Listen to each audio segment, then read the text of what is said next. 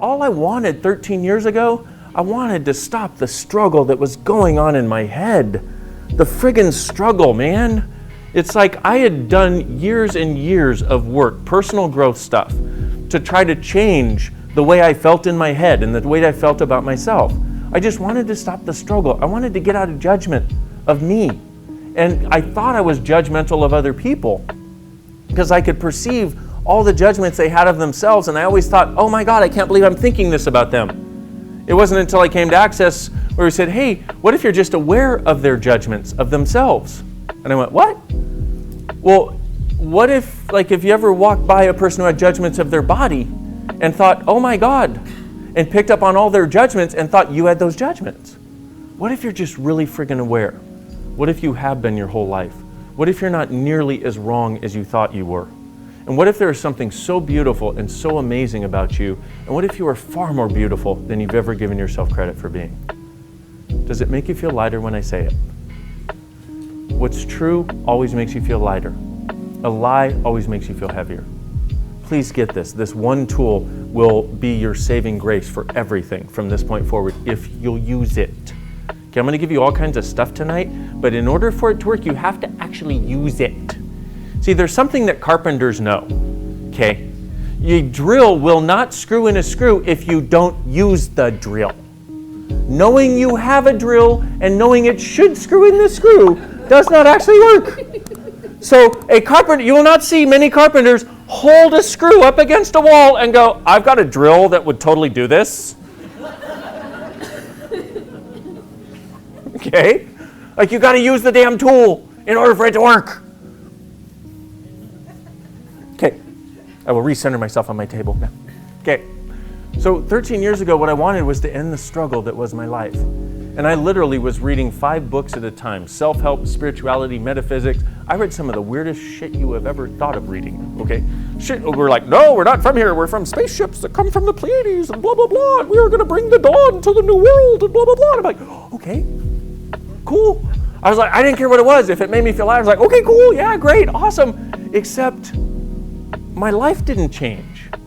The functional dynamics of the life I was living in this reality on this damn planet where you need money. Oh, money, good idea. You know what I'm saying? Like, shit, we need money. What if it's not a bad thing to have it anymore? Okay? What if, and so that didn't change. The emotional struggle going on in my head didn't change. Why? Because one of the things we found in Access is 98% of your thoughts, your feelings, and your emotions don't actually belong to you. They belong to all the people around you, and you're picking them up like a big psychic radio receiver, and nobody's ever told you that. You want to ask this question: who does this belong to? To the thoughts, feelings, and emotions you have for 3 days. If it lightens up at all, it's not yours. So if you ever had a day where you feel like, oh my God, I'm so buried.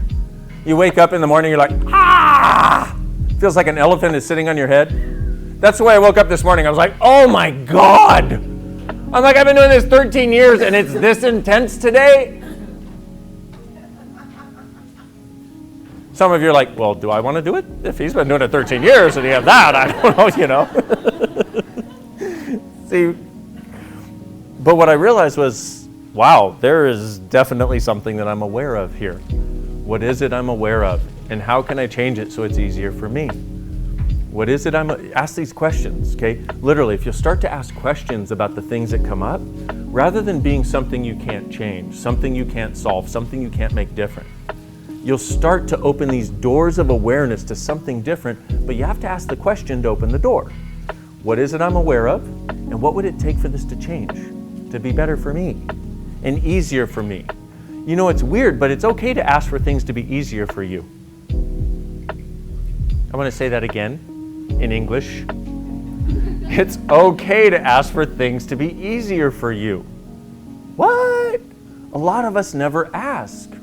So today, when I woke up and I was like, wow, I must be a bull elephant. It's not even one of those babies that sometimes sits on my head. Like, I got the whole friggin' elephant and the universe in which he lives on my head. What the hell's going on? And I went, hey, here's the questions you want to ask. What is it? What do I do with it? Can I change it? And how do I change it? If you can change it, okay? And I went, okay, so what is this and what would it take for this to be easier for me? and things started coming into my awareness, and I was like, wow, I'm aware of this, and I'm aware of this, and I'm aware of this, and I'm aware of every single person coming to class tonight, and every single person around the world. Hi, everybody. Apparently you have a lot of shit going on. Thank you for sharing.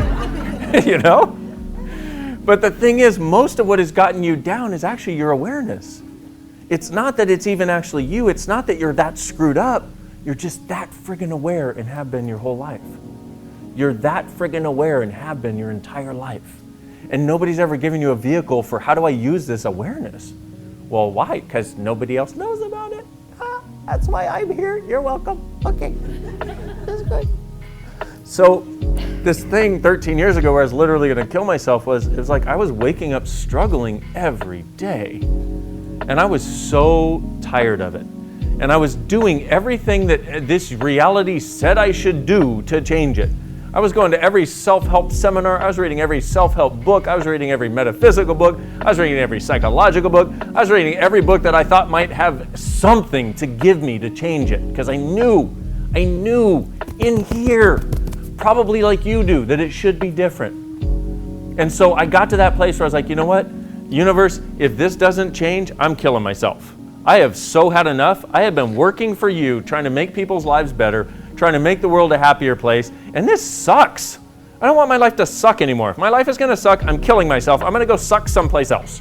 You know what I mean? I was like, there's got to be some happy planet somewhere. You know, there's got to be some happy something somewhere that I can actually step into and live because this sucks. A week later, I see an ad. Access. All of life comes to me with ease and joy and glory.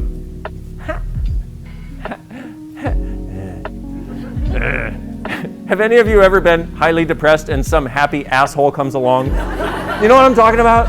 I'm like, I so wanted to kill whoever the hell it was that put this tiny little ad in the paper. And it's funny because I was flipping through the paper and the ad was so small, anybody in the world should have missed it. And yet that was the only thing my eyes focused on.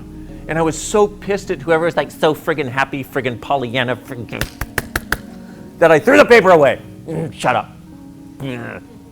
Went throughout my happy life. Paper comes out once a week. I see it again. I'm flipping through the paper, and the only thing my friggin' eyes focus on in the entire paper, 2 lines that you couldn't see without glasses. Whoever put the ad in was so damn cheap, they didn't, you know what I'm saying? It's like $8.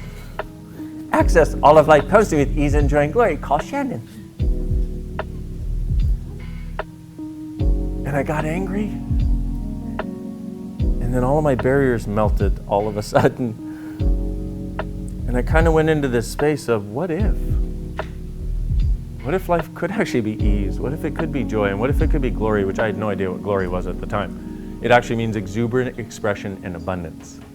So imagine if all of life could come to you with ease, all of it, the good, the bad, and the ugly, joy, and exuberant expression and abundance. What would that be like?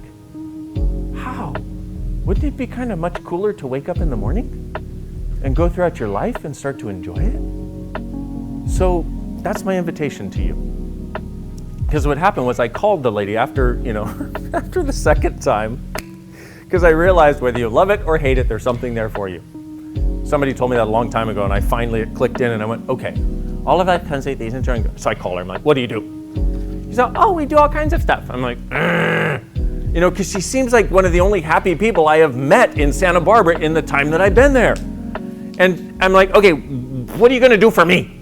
She said, well, maybe a good place to start would be with this stuff called the bars. It's 32 points on the head, and when you hold it, and I was like, what happens? She said, well, it dissipates the electromagnetic component of thought. And I was like, the hell is that going to do for me? What is that going to do for my life and my world? And she was like, well, basically, at the worst, you'll feel like you had a good massage, and at the best, your whole life will change. And in the back of my head, I was literally going, my whole life better change or I'm killing myself. Okay, fine. I go and I have this session. I lay down on my own table because I got her coming over to me to do this session. We're trading for chiropractic because, quite frankly, I couldn't afford the session at the time. Thank God she wanted chiropractic. Okay? Whew. So she puts her hands on my head,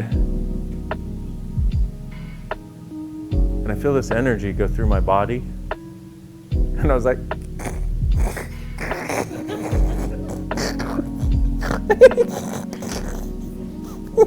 I'm looking around like, does anybody else feel this? Okay.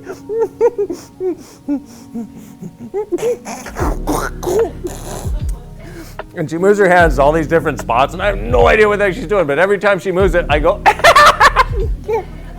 and get lighter and lighter and lighter and lighter and lighter. An hour and 15 minutes later, I get up, and I look around my office that I hated. I don't know if you've ever been in the space where you hate your life so much you want to die. But when you do, what ends up happening is you hate everything you've created or had a part in. And that's where I was. I mean, I hated my office. I hated the way it looked. I hated the carpet. I hated the color of the carpet. I hated the color of the desk. I hated the color of my damn tables. I hated all of it, right? Hated my name tag on my door, all this stuff. And I remember getting up and sitting and looking down at my blue pleather table. You know what pleather is? It's plastic that they make look like leather. I'm sure it's environmentally friendly in some country. And it had this marbling in it. And I remember after this bar session looking down and going, oh my God, it's so beautiful. Pleather, okay? And I hated these tables before that because they were mine. Therefore, they were bad and wrong. And I walked outside and I looked up at the sky and the clouds and I was like, has it always been this beautiful?